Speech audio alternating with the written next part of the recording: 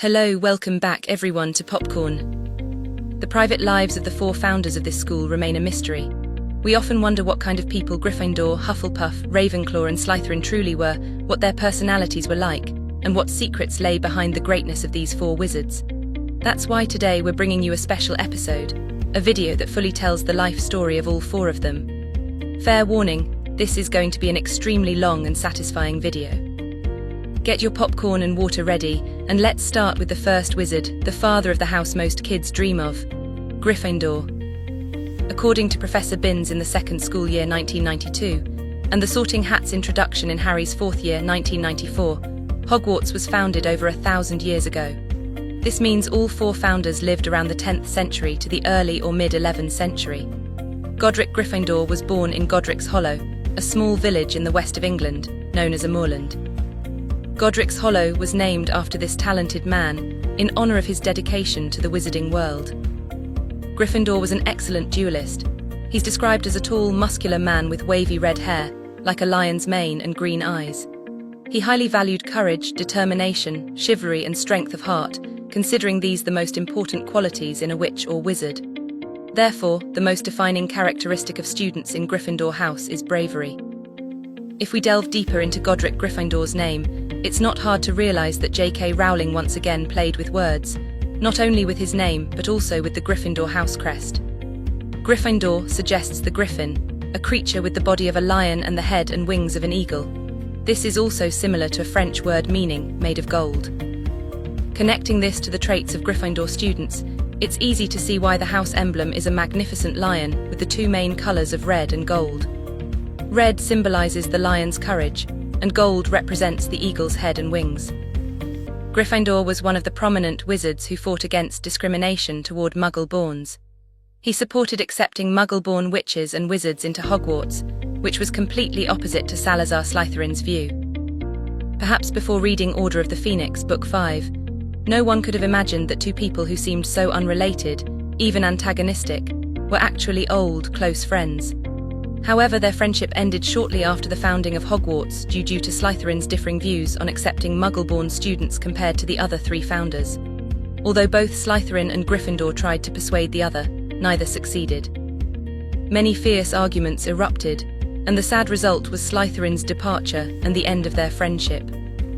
Gryffindor was one of the four most talented wizards of his time and was described as the best duelist of his era, with a Muggle-style fighting technique. The main weapon he used in combat was the sword, which we later know as the Sword of Gryffindor. But have you ever wondered why a wizard would always be associated with a sword and not a wand? The reason is actually quite simple. During Gryffindor's time, when the Statute of Secrecy had not yet been enacted, wizards and witches were seen by Muggles as evil spirits, as those who harmed people, and they would be burned alive. So, in a time when everyone used a sword to communicate, it was simpler for a wizard to use a sword to fight Muggles and protect himself without harming ordinary people with magical spells. Fighting with a sword also showed his respect for his opponent. Perhaps Gryffindor hoped that Muggles would realize that not all magic was evil, and that not all wizards and witches needed to be eliminated. Oh, one more tiny little story about the Sword of Gryffindor. If you're a die-hard Harry Potter fan, you probably already know this, but for those who don't, let us tell you. The Sword of Gryffindor is made of goblin silver, and was forged by Ragnar I, the most skilled craftsman in the wizarding world, at Gryffindor's request. A normal transaction would have occurred if, after completing the work, Ragnar handed the sword to Gryffindor and received payment. However, the goblins have a belief: an object created by a goblin, even if it's paid for handsomely, ultimately still belongs to the goblin. Meanwhile, the wizarding world, just like us Muggles, always assumes that once you've paid for something, it belongs to you. Thus, a problem arose. After finishing the sword, Ragnar was mesmerized by its beauty and power. Not wanting such a powerful object, one that was rightfully his, to be used by others, Ragnar spread the rumor that Godric Gryffindor had stolen the sword from him and sent his minions to reclaim it. Naturally, Gryffindor defended himself and fought back the goblins with his spells, but true to the chivalry in his blood, he didn't kill them.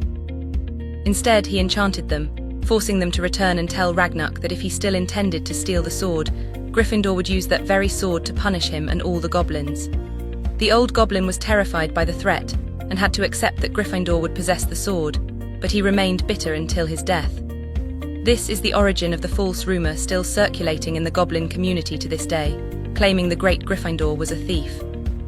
If we go further, in Book 7 of the series, the obsession with the sword of Gryffindor was mentioned again by Gryffindor, when he only agreed to help Harry if the boy returned the sword to the goblins.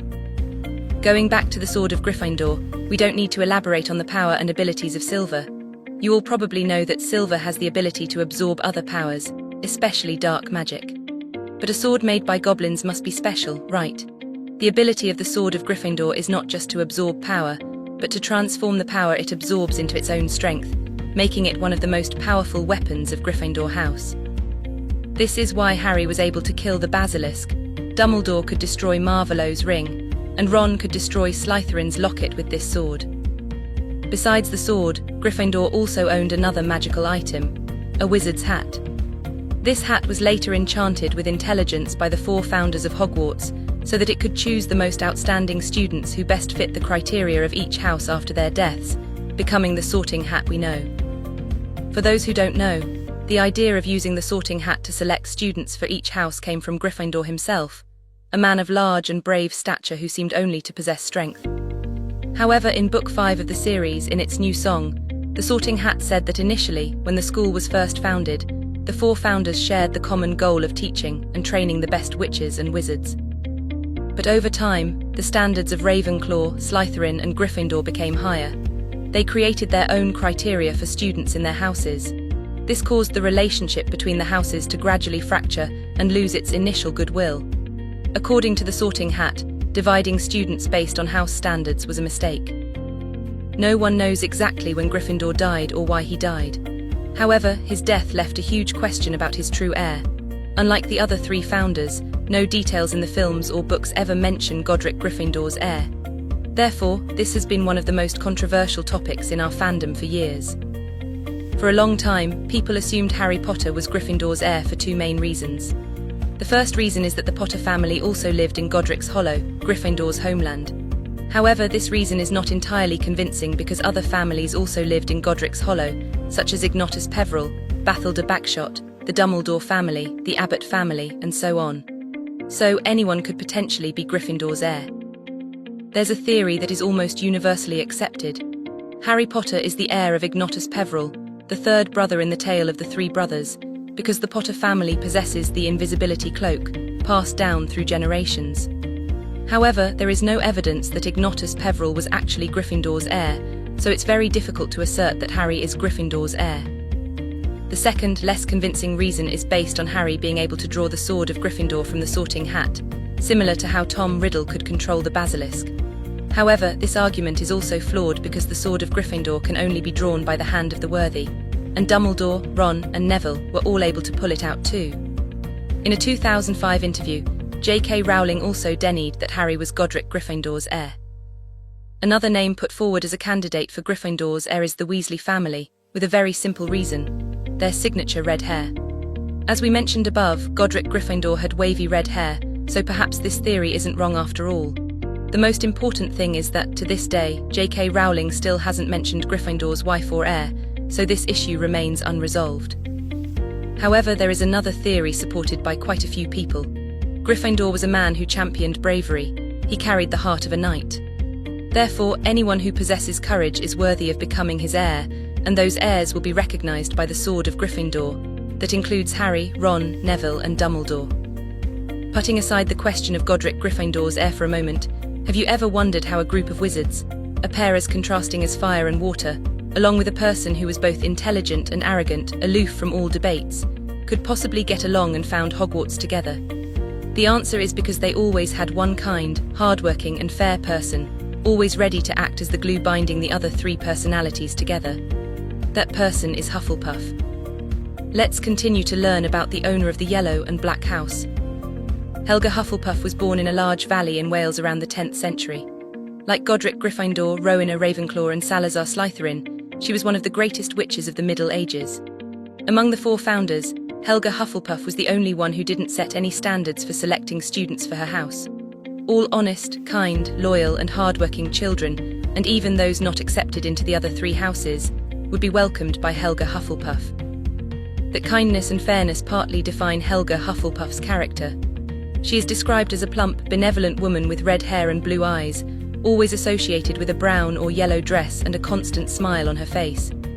Because she highly valued honesty and persistence, the chosen symbol for Hufflepuff House is the badger, an animal that represents diligence, strength, and tenacity. Additionally, Hufflepuff House represents the element of earth, which is why the two main house colours, yellow and black, are the corresponding colours of barley and rock soil, two images symbolising living things and life.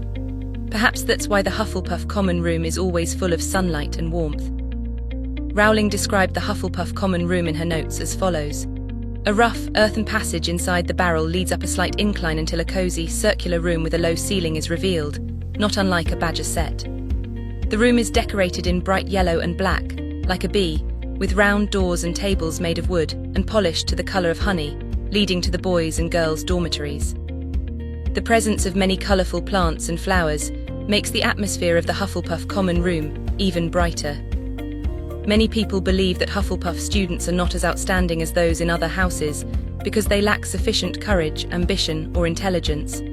However, Helga did not consider that important. To her, every child is talented and deserves to be taught equally, regardless of their background, status, or starting point. To prove this, the only person selected by the Goblet of Fire to participate in the Triwizard Tournament did not come from Gryffindor or Ravenclaw, nor from Slytherin, but from Hufflepuff. Cedric Diggory, a person who embodies all the best traits of a Hufflepuff: loyalty, kindness, humility, diligence, and full of persistence. We won't mention the other reluctant choice, Harry Potter, here. We have many other famous, talented, and respectable witches and wizards who were members of Hufflepuff, such as Newt Scamander, the author of the famous book Fantastic Beasts and Where to Find Them; Pomona Sprout, the current head of Hufflepuff House and one of the best herbology teachers; and Nymphadora Tonks, a metamorph magus, a talented, intelligent, and extremely brave aura. And if you recall, in the final battle at Hogwarts, Hufflepuff, along with Gryffindor, were the two houses with the largest number of students willing to stay and fight. Furthermore, if we were to say which of the four houses had the fewest members join the dark side, we would have to name Hufflepuff, not Gryffindor or Ravenclaw. It must be said that Hufflepuff students are not only loyal, hardworking, and persistent, but also very brave. And who dares say Hufflepuff is the house of untalented students? Helga Hufflepuff was the one who united the four founders of Hogwarts. On the famous Witches and Wizards trading card, Helga Hufflepuff is described as the person who brought people from different walks of life together to build Hogwarts, and was beloved for her charming manner. Helga and Rowena Ravenclaw, just like Godric Gryffindor and Salazar Slytherin, were very close friends, but it's unclear why their friendship gradually drifted apart. Perhaps the main reason also stemmed from differences in their views on student selection, similar to the story of Slytherin and Gryffindor. While Ravenclaw had high requirements for intelligence, Hufflepuff believed that accepting all students and treating them fairly was the right thing to do. It can be said that the conflicts in teaching philosophy and student selection gradually caused the friendship between our four founders to vanish. Perhaps the Sorting Hat and Hufflepuff were both right. There shouldn't be a classification among students at Hogwarts, as it only encourages and escalates rivalry. But if there were no classification, surely we young muggles who dream day and night of receiving an owl letter would never have the chance to tell each other these crazy, random side stories. And right now, you would be doing something else instead of sitting here watching these videos about the four great founders. It's an interesting fact that Helga Hufflepuff was extremely skilled in using charms, and she had a particular talent for charms related to food. Therefore, most of the food made at Hogwarts to this day still uses the charmed recipe she created. If we analyze Helga Hufflepuff's name, we also find another interesting detail. Her surname Hufflepuff is created from two words, huff, a breath, and puff, which in the Middle Ages meant a sweet cake. Combined, Hufflepuff means sweet breath, which is more than enough to describe Helga Hufflepuff. While Godric Gryffindor always fought for the rights of Muggles, Helga Hufflepuff always fought for the rights of house elves. If you haven't forgotten, the house elves at Hogwarts are the house elves who receive the best treatment in the wizarding world. Here they are treated almost equally, because there are still pure-blood children taught that house elves are slaves and not worthy of respect. The house elves at Hogwarts are paid, considered normal staff, and are not abused, insulted, or treated as slaves. All this is thanks to Helga Hufflepuff. Perhaps her natural talent and the things Helga Hufflepuff did for Hogwarts are the most reasonable explanation for why the Hufflepuff common room is located so close to the school kitchen. But Hufflepuff's talent doesn't stop at using charms. Her creativity in setting the password to enter the house common room is also extremely noteworthy. Here's a little-known fact. While Gryffindor, Ravenclaw and Slytherin have all been illegally infiltrated, Hufflepuff House, from the school's founding until now, has never welcomed an uninvited guest. This is thanks to a protection mechanism that seems simple but is very difficult to overcome. Just tap the rhythm of the words, Helga Hufflepuff, correctly, and the door to the common room will open. If you tap the wrong rhythm or the wrong number of times, congratulations, you'll be soaked in a barrel of sour vinegar. Helga Hufflepuff was a talented inventor of magical artifacts. She could create most common objects. And speaking of magical artifacts, we cannot fail to mention one of her most famous relics, the Hufflepuff cup. Although it's called a cup, it's actually a goblet, don't get confused. Harry once described the cup as small and looking like a chalice made of gold with 2 finely carved handles and a badger engraved on it. If you didn't know, this cup was created by Helga Hufflepuff herself, without the help of anyone else. The cup held many magical powers. Unfortunately, it was later stolen by Voldemort and became one of his Horcruxes. The cup was eventually destroyed in Hermione's hands, but its power was never revealed or properly used throughout the entire series. According to some unconfirmed sources, the Hufflepuff cup was one of the first magical artifacts Helga Hufflepuff created with the purpose of holding food and helping the house elves transport food from the kitchen to the Great Hall faster. Besides the rumours about the Hufflepuff cup's initial purpose, there are also a few speculations and rumours in our fandom that Helga Hufflepuff was the one who created the Room of Requirement. She is believed to have done so after Salazar Slytherin created the Chamber of Secrets, with the purpose of helping the house elves or other students gather and unite against the extreme thoughts and actions of the Slytherin members. That room was later used by Harry as the headquarters for Dumbledore's army. Just like Godric Gryffindor, no one knows when or why Helga Hufflepuff died. However, the character mentioned in the story, Hepzibah Smith, admitted to being her distant descendant. Hepzibah Smith inherited the Hufflepuff cup Horcrux. According to her, the cup possessed many powers that she herself had never tried out. And it was Hepzibah who lost the cup to Lord Voldemort around the 1940s, when he was still Tom Riddle. Another name nominated for the position of Helga Hufflepuff's heir is Zacharias Smith. However, there is no precise evidence to prove this. The only thing we can admit is that Zacharias Smith has the surname Smith, and he was a Hufflepuff student. The sad thing is that he was accepted into Hufflepuff House not for the prominent Hufflepuff virtues of diligence, loyalty, or kindness, but because he was not the choice of the other 3 houses. Zacharias Smith later abandoned the loyalty expected of a Hufflepuff, joining others in the Malfoy, Lestrange, and Dolohov families to become Death Eaters, serving Lord Voldemort's plan for purification and domination of the wizarding world. However, many people deny the theory that Zacharias Smith is Helga Hufflepuff's heir. They all believe that the purpose of his surname, Smith, was merely a way for J.K. Rowling to mock the loyalty of the person who disgraced and stained Hufflepuff House. To date, Hepzibah Smith is the only known heir of Helga Hufflepuff, but there's no information on whether Hepzibah Smith had any other descendants. If Helga Hufflepuff truly has no descendants, it would be a pity. It is very possible that another founder of Hogwarts no longer has an heir. We hope that in the near future, J.K. Rowling will reveal more about Helga Hufflepuff and her heir. If your motto is that diligence alone isn't enough, to be a master, you need cunning, then you definitely belong to one of the 2 houses we are about to talk about. Let's delve into Ravenclaw, the owner of the house with the most intelligent and creative students at Hogwarts. If Godric Gryffindor was born in England and Helga Hufflepuff in Wales, then Rowena Ravenclaw was born in a small glen in Scotland. Rowena Ravenclaw highly valued intelligence and creativity. She possessed a diadem with the inscription, "Wit beyond measure is man's greatest treasure." After founding Hogwarts with her 3 friends, like Godric Gryffindor and Salazar Slytherin, Rowena Ravenclaw also set standards for the students in her house: intelligence, sharpness of mind, creativity, and wisdom.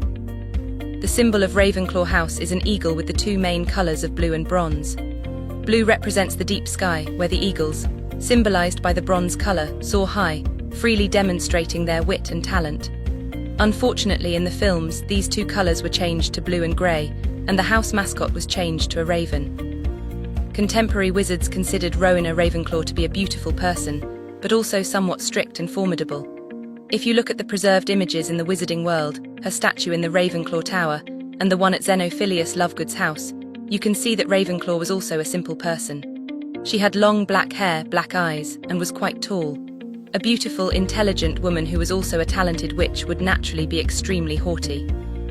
She was proud and had a strong sense of self. She championed intelligence but was also very fair. A person who had almost everything should have, logically, strongly opposed Muggle-born students like Slytherin, viewing others through the eyes of a pure blood. But no. For Ravenclaw, having intelligence was having everything, regardless of whether they were half-blood or Muggle-born. To prove this, we can see that Ravenclaw House also had quite a few Muggle-born students.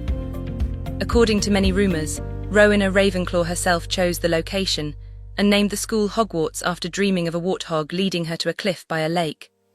This also explains why Hogwarts is in Scotland, in a high place out of Muggle sight, with a deep lake right next to it. Rowena Ravenclaw can also be considered a talented architect. According to many sources, after the Hogwarts castle was built, she noticed that moving between rooms and classrooms was too difficult for such a vast place. Therefore, Rowena Ravenclaw came up with the idea of creating the moving staircases at Hogwarts, making everything easier and faster. These self-moving staircases later became one of Hogwarts' distinctive features, and always made a huge impression on first-year students when they arrived at school for the first time. She is also described as the most outstanding witch of the Middle Ages, with extraordinary spell-casting abilities, especially the Patronus Charm. Unlike the other founders, Rowena Ravenclaw had a daughter. That daughter was also a Ravenclaw student and was taught by her mother. Her name was Helena Ravenclaw, or another name more familiar to Hogwarts students, especially Ravenclaws, the Grey Lady. For those who have read and remember at the end of Harry Potter, the tearful love story of the Grey Lady and the Bloody Baron was revealed. For those who are still unclear about the story, we will tell you, but not in this video. Please wait for the next ones. But why are we mentioning the story of the Grey Lady, or Helena Ravenclaw, in this video? The main reason is that she was partially the cause of her mother's death. Rowena Ravenclaw passed away quite young, and she was the first of the 4 founders to die. As mentioned earlier, Rowena Ravenclaw possessed a diadem, later called the Ravenclaw diadem. The diadem was believed to be capable of enhancing the wearer's intelligence and magical abilities. To this day, no wizard has been able to create anything similar to Ravenclaw's diadem. With such a special diadem combined with her own envy, Helena Ravenclaw stole it from her mother after graduation, hoping to surpass her. But right after stealing the diadem, she fled to a distant place in Albania. Extremely angry and ashamed of her daughter's betrayal, coupled with her own pride, Ravenclaw chose to keep this secret, even from her closest friends. But as time passed, what remained after the anger and shame was the pain of a mother. Longing to see her child, she gradually fell ill and grew weaker. Although she had long forgiven her daughter, it was only now, knowing she did not have much time left, that she asked the Bloody Baron to go find her daughter, hoping to see her one last time. Sadly, that meeting never happened. Helena died before Rowena could see her again. Overwhelmed with grief at her daughter's death, Rowena's illness worsened, and one day, no one knows the weather, she also passed away. In the end, no matter how strict and formidable she might have been, Rowena Ravenclaw was still a mother. She had great love for her child. Although she was once angry, she eventually forgave her daughter and wished to see her one last time, to reconcile before passing away. Perhaps Helena Ravenclaw was the greatest regret of her life. Helena Ravenclaw's passing almost ended the ability for the Ravenclaw lineage to continue and develop. It is unclear if Ravenclaw had any other minor branches, but this is highly unlikely, partly because no one with characteristics, abilities, or a surname related to Rowena Ravenclaw is mentioned throughout the story or in J.K. Rowling's later interviews. Before concluding today's story, we will bring you a few interesting theories about Rowena Ravenclaw and more broadly about Ravenclaw House. Unlike the other founders, Ravenclaw is believed to be her husband's surname. The evidence for this is that her daughter, Helena, also carries the surname Ravenclaw. You could also argue that Rowena might have been a single mother, meaning even Helena didn't know who her father was. However, you should remember that Rowena and Helena lived in the Middle Ages, meaning this would have been very unlikely. Let's analyze the surname Ravenclaw, as it is, after all, the name of one of the 4 houses at Hogwarts. Ravenclaw is composed of 2 words, raven and claw. Most notably, raven refers to a bird of the crow family known for its superior intelligence, while claw is simply the talon. But then why is the house symbol an eagle? Did Rowling make a mistake? Just wait and listen to our last theory. The thing is, do you remember us saying that after stealing the diadem, Helena Ravenclaw went somewhere in Albania? Actually, it seems Albania wasn't just a random choice by Helena. What you might not know is that Albania is considered the land of the eagles. Many people, upon learning this fact and combining it with Helena going to Albania, have developed a new, highly possible theory. Albania was where the Ravenclaw family previously lived. Or even if Ravenclaw was Rowena's real surname, it's highly likely this was where the Ravenclaw family lived before moving to Scotland and giving birth to her. If this theory is correct, then why the Ravenclaw house symbol is an eagle is no longer a difficult question to answer. As for the name Rowena, this name was perhaps destined for this talented person. In Latinized German, Rowena means fame and joy, or friend. Rowena is also the name of a Queen of England, believed to be the daughter of Hengist and Victoria. Furthermore, in Welsh, Rowena is the mother of the nation. If we look back at the history of Hogwarts formation, wasn't Rowena the one who laid the most important foundation for this magical school? So we have gone through the stories of three houses. We know many of you are impatient. Without further ado, let's move on to the life story of the most formidable yet coolest wizard at Hogwarts, a fiercely ambitious pureblood wizard whose pet was a colossal giant snake. We're talking about Slytherin. Let's begin. If you've watched the previous videos about the three Hogwarts founders, you'll notice something special. Gryffindor of the Moorland came from the west of England. Ravenclaw of the Narrow Glen came from distant Scotland. Meanwhile, Hufflepuff of the Wide Valley came from Wales.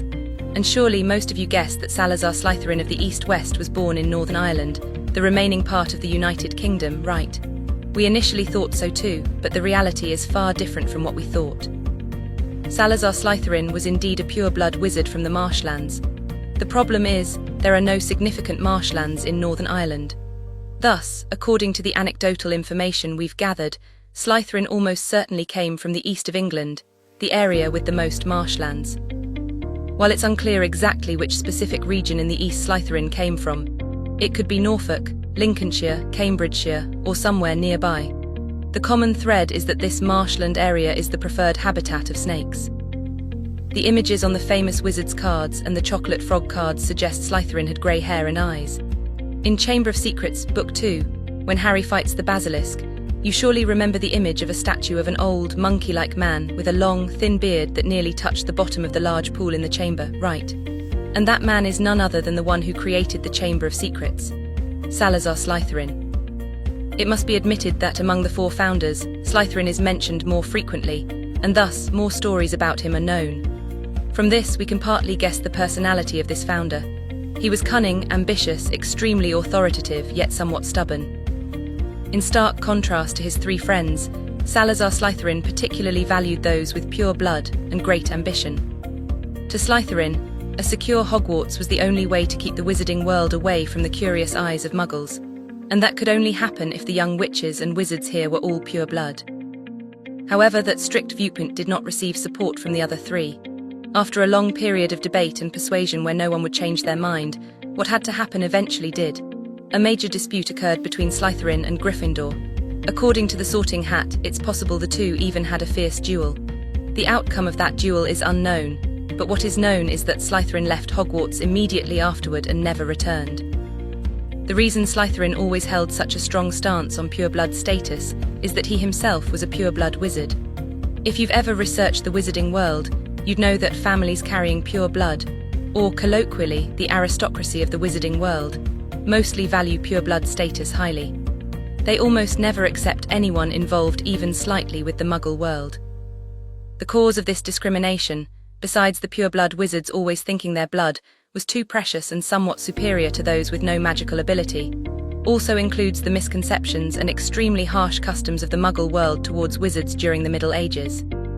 Later, when the International Statute of Secrecy was enacted, this prejudice somewhat lessened, and the two worlds, wizard and Muggle, lived more peacefully. But in Slytherin's time, for a talented and authoritative pureblood wizard, or more accurately, a person standing above many others like him, objectively speaking, his view on accepting only pureblood witches and wizards cannot be said to be entirely wrong.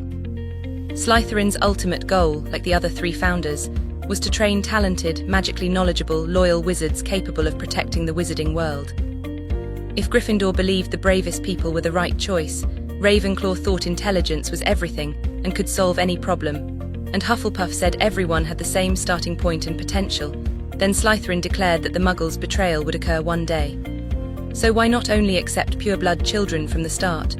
What Slytherin envisioned was entirely possible, only his biased view lumped all Muggles together. If Muggle-born children truly didn't study at Hogwarts, have you ever imagined what might happen? Unusual deaths or strange events would occur without cause or responsibility, like Harry did with the snake at the zoo, or with Dudley's friends or Aunt Marge. The Marge case isn't quite right, as the boy still had to take responsibility for his actions, but what we mean is, if Harry was neglected by the wizarding world, who would conceal, explain, or erase the memory of curious Muggles who happened to see such a strange event? If no one told Harry or any other young witch or wizard like him the truth, or if those Muggles who knew nothing about the wizarding world were left free to imagine and discuss what they saw, would they potentially become depressed, crazy, or suffer from psychological problems at a quite early age, similar to what Ariana Dumbledore had to endure? All the above is truly a horrifying prospect, not only for the wizarding world but also for the Muggle world. Would the wizarding world's secrecy be maintained? Would peace ever occur between the two sides? Or would wizards always have to live under the relentless hunt of those whom they considered somewhat inferior? Of course, we can imagine this scenario because we have witnessed a peaceful world between wizards and Muggles. Slytherin, however, lived in the Middle Ages and did not know that. Slytherin only knew that the wizarding world was safe when its protectors were completely bound to each other and had no other concerns in the outside world. Holding such a firm view, coupled with his inherent stubbornness, if Slytherin couldn't convince the other three, no one could convince him either. Thus, the close friends with righteous and good initial intentions became strangers, always harsh with each other, and in the end parted in sadness, discomfort, and perhaps resentment. Therefore, before his actual departure, according to the legend told by Professor Binns, Slytherin built a chamber of secrets deep beneath Hogwarts and left behind a terror there. His pet basilisk, waiting for the day the true heir of Slytherin would find it, open the chamber, and finish the incomplete task of making Hogwarts free of any Muggle-born presence. Regarding the origin of the Chamber of Secrets, according to some other disclosed but unverified information, Slytherin's original purpose when building the room was to have a secret place to teach the dark arts to his house students. However, if this theory were true, Salazar Slytherin leaving the basilisk behind would be a rather difficult action to understand. Of course, this is only a posthumous conjecture about the Chamber of Secrets, and the truth remains unknown. A little about the basilisk. Have you ever wondered why Slytherin trusted it to stay there and wasn't afraid that his old pet would die while waiting for the heir? In fact, this basilisk was not a purebred basilisk. It was hybridized by Slytherin. Therefore, its lifespan was higher than the average lifespan of any snake species. It could live for thousands of years, waiting for Slytherin's true heir to appear and fulfill his duty. The heirs or those associated with Slytherin all have a distinctive trait inherited from him: the ability to speak and control snakes using Parseltongue, or snake mouth. This is why only Slytherin's true heirs can open the Chamber of Secrets and control the basilisk. To understand the reason for this special ability, we must return to the place where the Slytherin family once lived, the marshlands, the preferred habitat of snakes. That's why Slytherin had a pet basilisk and could use Parseltongue. Because of this extremely close connection, the snake was chosen to be the mascot of Slytherin House. We don't know if this is truly accurate, but we think the ability to speak Parseltongue instilled in Slytherin the character and mindset of a snake. Children chosen for Slytherin House must also possess at least one of these traits: resourcefulness, determination, ambition, cunning, a willingness to disregard rules to achieve goals, and especially purity of blood. Later, there were students in the house who did not carry pure wizarding blood, such as Professor Severus Snape and Tom Riddle. But the number of half-blood or Muggle-born students was extremely small. The main house colours are emerald green and silver. In Western culture, emerald green symbolises wealth, prosperity and magic, while silver symbolises prudence, wisdom and especially purity, which Slytherin always pursued. If evaluating the colours based on the house mascot, silver is the colour of snake skin, while emerald green is the colour of the snake's eyes or the deep green water, representing the element of water which the house is known for. In addition to being the owner of the basilisk, Salazar Slytherin also created a magical and powerful artifact, a locket engraved with the letters, an abbreviation of Slytherin's name and surname. Similar to the Chamber of Secrets, to fully possess the locket, or more accurately to unlock and use the power Slytherin placed within it, only Slytherin's descendants, true Parselmouths, could do so. No one knows what the hidden power within the locket truly was, but we all know that this precious artifact went through a long journey before meeting an end that did not reflect its value. Like Ravenclaw's diadem and Hufflepuff's cup, it was stolen by Tom Riddle and became one of his Horcruxes. Salazar Slytherin also created a wand for himself. This is the only wand mentioned among the four founders' wands. His wand was made of snakewood with a basilisk horn core. This wand, like its counterpart the locket, was passed down from generation to generation by Slytherin's descendants after his death, until the time of the Gaunt family. After many years of being passed down, the wand was finally stolen by Isolde Sayre from her aunt, Gormlaith Gaunt, and she travelled with her husband to North America. There, the two founded the Ilvermorny School of Witchcraft and Wizardry, with the purpose of teaching magical knowledge and skills to young witches and wizards in America. If you want to learn more about these schools, don't forget to watch our video on the wizarding schools. Later, Slytherin's wand was buried at Ilvermorny, ending its journey in a strange land. As later wizards and, of course, fans watching this video have known, Salazar Slytherin was a master of the dark arts. But perhaps not everyone knows that Slytherin's most prominent ability in this field was the technique of legilimency, which allows the caster to penetrate the opponent's mind and know their thoughts and past experiences. This spell is the complete opposite of occlumency, which Professor Snape taught Harry to help the boy protect himself from the legilimency Voldemort used against him. Hearing the effect of legilimency, doesn't it sound familiar? Doesn't the Sorting Hat also have the ability to read the thoughts and see the past of those who wear it? That's how it can accurately evaluate and sort first-year students into the correct house, right? We bet this is definitely not a coincidence. As shared in the video about Godric Gryffindor, all four founders put a piece of their intelligence into the Sorting Hat. And although it is just a guess, it is highly possible that a part of Slytherin's intelligence placed in the hat included his legilimency ability. This demonstrates Slytherin's magical ability, which is deservedly praised as great, because even with just a fragment of his intelligence, the Sorting Hat's legilimency ability remains accurate and discerning after thousands of years of history. It can be affirmed that Voldemort or Tom Riddle was Slytherin's most talented descendant, as he possessed almost all of Slytherin's talents. He seems to have been the first person to open the Chamber of Secrets, continuing the founder's unfinished work, successfully using the basilisk to kill the Muggle-born student Myrtle in 1943, and almost doing the same in 1993 by controlling Ginny with his diary. The irony is that this promising heir carried half Muggle blood, the very thing both Salazar Slytherin and Voldemort wanted to eliminate from the wizarding world. Besides this Dark Lord, we also know the Gaunt family, Tom Riddle's mother's family, were also descendants of Slytherin. However, this lineage also almost disappeared from the wizarding world after Voldemort's death in 1998. We say almost because for those who followed all 7 main books after Voldemort's death, no one else was mentioned as carrying Slytherin's blood. But in the book The Cursed Child, the information that Voldemort had a daughter with Bellatrix Lestrange, named Delphine Riddle, was revealed. She may be Slytherin's last descendant in England. In a place not too far from England in America, the Slytherin lineage may still be continuing. Do you remember the founder of Ilvermorny, Isolde Sayre, whom we mentioned a few minutes ago? Isolde Sayre was from the Gaunt family. In other words, Isolde was another member of the Gaunt family, a descendant of Slytherin. However, after moving to North America, contrary to what people often think about the pure-blood emphasis among Slytherin's descendants, Isolde married a Muggle man. Later, Isolde had 2 twin daughters, but both were squibs, possessing no magical ability. Like their mother, they married Muggles and gave birth to children who also had no magical ability. It can be said that Slytherin's descendants in America have completely disappeared from the wizarding world and are only hidden in the Muggle world, the very world Slytherin always wanted to avoid. No matter what happened, it is truly sad for Salazar Slytherin. He spent his entire life stubbornly clinging to pure blood, but his descendants completely went against his wishes, either mingling with Muggle blood or becoming squibs and completely blending into the Muggle world. And that is the life story of the 4 founders of Hogwarts. Who is your favourite? Let us know in the comments. Don't forget to like, share the video and subscribe to the channel so you don't miss our next videos.